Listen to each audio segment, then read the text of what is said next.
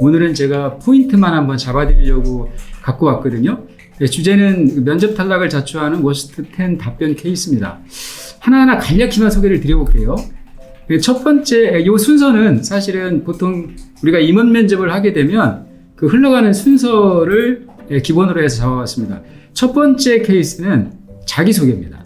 그러니까 자기소개를 잘못해서 꼬리 질문을 초래한 사례인데요. 이런 경우죠.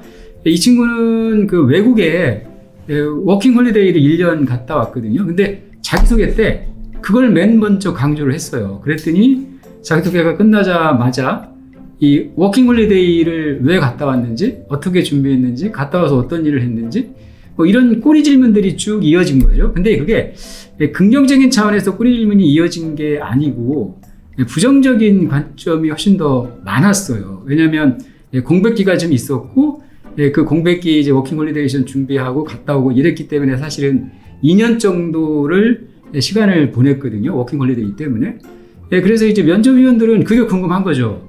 이 빨리 취업을 준비해야 될 시기인데 1년 가까이 준비하고 1년 워킹 홀리데이를 갔다 온 그 이유가 뭔지 그게 굉장히 알고 싶은 거죠. 그래서 이 꼬리 질문 때문에 사실은 좋은 결과를 못 얻었던 친구의 케이스입니다.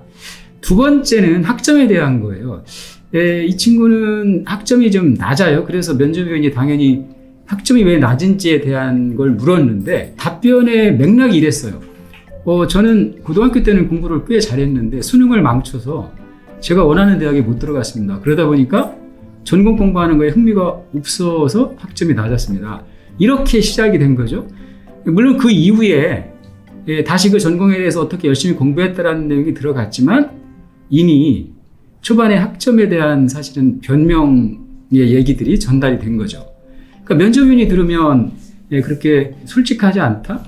뭐 그런 식으로 인식이 오니까 사실 그래서 학점에 대한 것 때문에 굉장히 피해를 봤던 친구의 사례고요. 세 번째는 공백기입니다. 공백기에 뭘 했는지 물었거든요. 근데 이거는 제가 많이 얘기하는 이자면 관점에서 보시면 좋겠어요. 그러니까 이런 거죠. 공백기가 있는데 뭐 했어요? 하고 물었어요. 그랬더니 그 공백기 동안에 대외 활동의 홍보 업무를 맡아가지고 활동을 했습니다. 이렇게 답변을 했단 말이죠. 그랬더니 면접위원이 다시 뭐라고 그러냐면 근데 자소서에는 회로 설계에 대한 공부를 하느라고 공백 휴학을 했습니다. 이렇게 써 있다라는 거죠. 왜 차이가 나는 거죠? 이렇게 물었죠. 그러니까 면접위원이 볼 때는 공백기에 대한 질문을 했을 때 대외 활동을 했다라고 답한 거하고 이 친구가 자소서에 설계 공부를 하기 위해서 휴학을 했다라는 게 서로 매칭이 안 되잖아요. 그죠? 이자면 관통하기 관점에서 이해가 안 되니까 이 공백기에 대한 질문이 계속 꼬리 질문으로 이어진 거죠. 자, 그래서 이 실패했던 사례였고요. 네 번째는 이런 겁니다. 저는 이걸 자충스펙이라고 얘기를 많이 하는데요. 예를 들면 이 친구는 2년 동안 창업 활동을 하면서 그 창업 활동하는 중에 개발자로서 2년 동안 일했던 경험을 이력서에도 쓰고 자소서에도 썼거든요. 그래서 이 창업에 대한 질문이 그 전체 질문의 3분의 1 정도를 차지해요. 그러니까 이런 거죠. 2년 동안 창업 활동을 했다라고 그러면 사실 학생으로서 굉장히 긴 시간이거든요. 기간이. 그러면 이거는 사실은 취업보다는 창업에 관심이 많은 친구구나. 이렇게 면접위원들은 생각을 하니까 자꾸 이제 검증하는 추가 질문들을 하게 되는 거죠. 그래서 결국은 지원 동기까지 의심받게 되는 그런 결론으로 다다르게 된 거죠. 다섯 번째는 이런 겁니다. 경쟁사, 그러니까 여러분 면접 가시는 분 있으면 경쟁사에 대한 얘기나 질문이 나오면 굉장히 신중하셔야 돼요. 이 친구 다섯 번째 케이스는 이런 겁니다. 하이닉스를 어떻게 생각하냐고 질문을 했거든요. 근데 삼성은 이런 강점이 있고요. 하이닉스는 이런 강점이 좋은 점이 있습니다. 이렇게 답변을 했거든요. 아니, 삼성을 묻지도 않았는데 왜 삼성의 강점을 얘기하냐라는 거죠.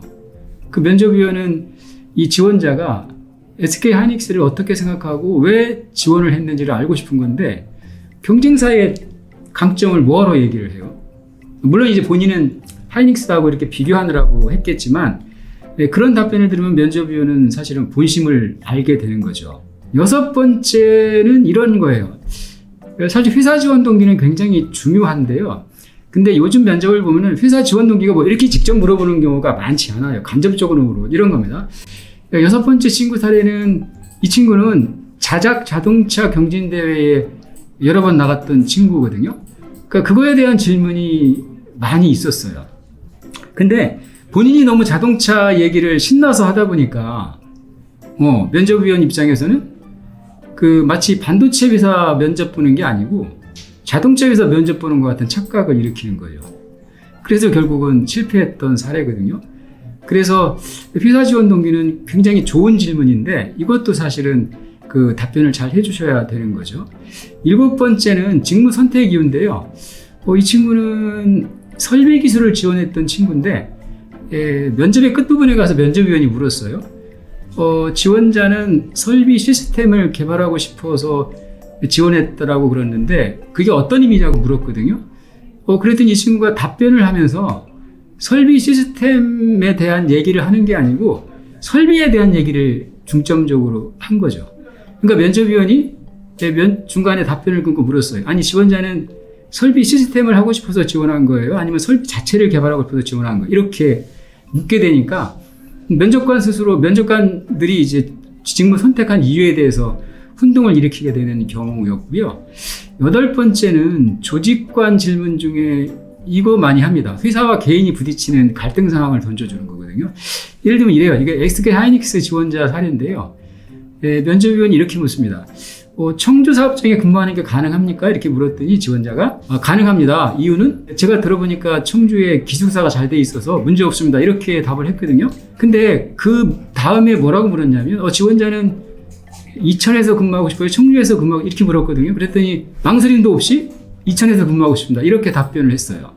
그러면 그 앞에 했던 청주도 문제 없다라는 답변하고 이천에서 근무하고 싶다라는 답변하고는 맞지가 않잖아요. 그죠? 네.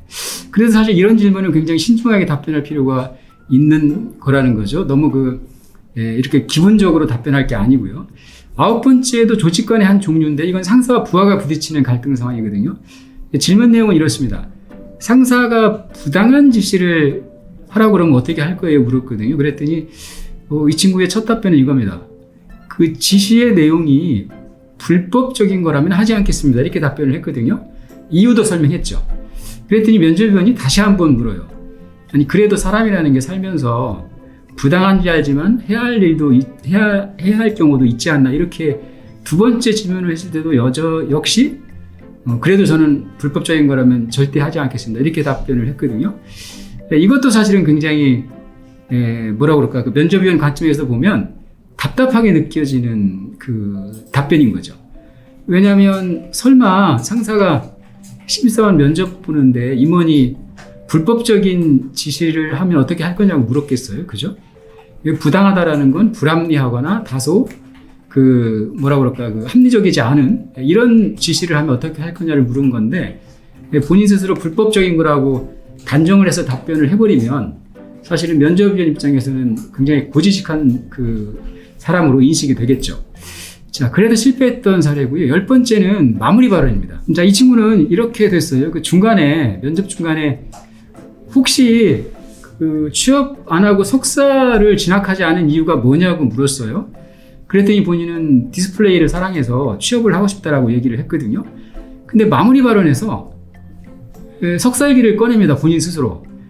이번에 열심히 준비했습니다. 근데 이번에도 되지 않으면 석사라도 진학하고 공부한 다음에 이렇게 마무리 발언을 한 거죠. 그러니까 사실은 중간에 석사를 왜 진학 안 했냐고 물은 거는 면접위원 입장에서는 이 친구가 정말 입사를 열망하는지 오래 근무할 친구인지를 알고 싶은 건데 본인 스스로가 마무리 발언에서 석사를 갔다 오겠다 이번에는 안 되면 석사를 구태여 또 꺼내서 강조할 필요가 있었느냐라는 거죠. 그래서 이 같은 경우는 마무리 발언에서 실패했던 사례인데요.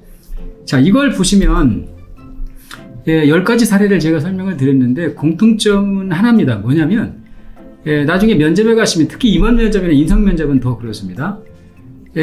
질문을 하면 본인이 답변을 어떤 포인트를 가지고 하셔야 되냐면 나를 자랑하는 게 포인트가 아니라는 거죠. 면접위원 관점에서 생각을 해주시는 게 좋아요. 그러니까 면접위원이 이 질문을 왜 했을까? 그 의도를 정확히 파악을 할 수 있다라고 그러면 면접위원이 듣고 싶은, 면접위원 관점에서 알고 싶은 내용을 답변으로 해줘야 되는 거죠. 그죠? 그게 면접의 포인트입니다. 그래서 보시면 여기에 학점이나 공백기나 자충스펙 이런 것들은 다 이력서를 보고 물었던 질문이고요. 회사 지원 동기, 직무 지원 동기 이런 것들은 사실은 자소서를 보고 물은 질문들이거든요. 그래서 보면 어느 기업이든 면접을 준비하실 때 가장 기본은 이력서하고 자소서입니다. 이미 여러분들이 이력서를 제출했고 자소서도 작성해서 제출을 마쳤잖아요. 그죠?